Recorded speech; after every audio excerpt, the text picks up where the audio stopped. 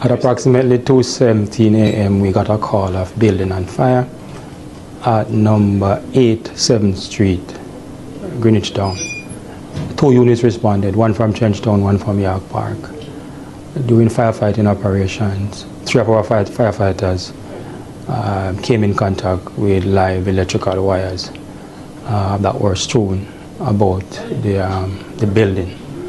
3 of them would have suffered injuries serious enough for them to be admitted to the hospital. I visited all 3 this morning. Their injuries are considered serious but not life-threatening, and we are hopeful that at least 2 of them may be discharged from the hospital soon.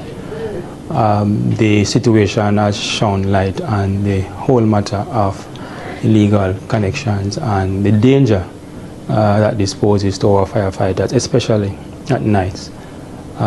We could have lost these 3 firefighters. Thankfully, as I said, though they are injured, their injuries are not considered life-threatening. On my visit with them this morning, all 3 were in high spirit.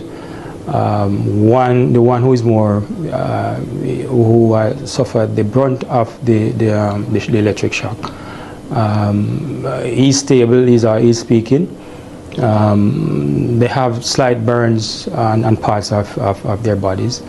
I don't want to get into too much detail in terms of the nature of their injuries because the doctors are still monitoring them. We are in close contact with the doctors at the hospital, and we are getting regular updates as to their conditions.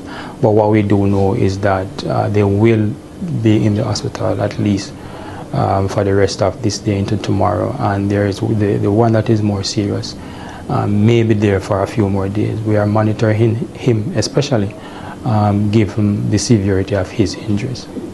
All 3 were appropriately attired on the scene.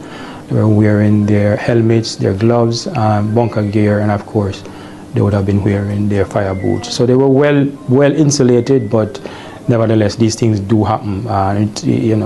There are times when in conducting actual firefighting operation, you cannot pick up on these electric wires, especially at nights.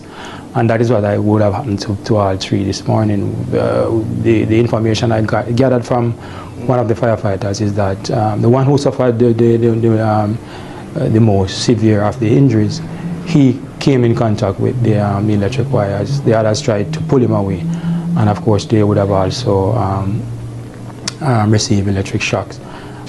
So it's a really unfortunate situation, and it's not uncommon for firefighters to go to fires and receive electric shocks, but this is one of the most serious that we have seen in recent times, and I want to make a special plea to householders and Jamaicans generally that when you do these things, not only does it pose a threat to your property, because in this particular case we suspect that the cause of the fire, we have not confirmed that yet, investigations are ongoing, could have been due to an electrical short circuit, and of course it poses a danger to our firefighters as well, because we could have lost easily 3 firefighters this morning. Thankfully they survived their injuries, and based on the assessment of the doctors, they all should make a full recovery.